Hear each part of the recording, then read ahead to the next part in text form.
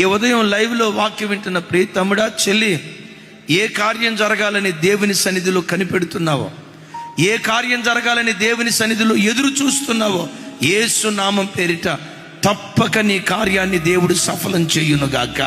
నువ్వు ఎలాంటి సంక్లిష్ట పరిస్థితుల్లో వచ్చినా మనుషుల కొరకు కనిపెట్టుకో. ఎవరో వస్తారు, ఏదో చేస్తారు, మోసపోతారు. నా బంధువులు ఉన్నారు, నా స్నేహితులు ఉన్నారు, మా బలగం ఎంత గొప్పది, మా నాన్న చేస్తాడు, మా అమ్మ చేస్తుంది, మా అక్క చేస్తుంది, మా చెల్లి చేస్తుంది, మా బలగం, మా బంధుత్వం ఎంత అని బంధుత్వం మీద ఆధారపడకు. నేను అంటాను, ఆ బంధువులు రాబంధువులు కాకపోతే మేలు. అట్లాగని నేను బంధువులను కించపరచట్లేదు.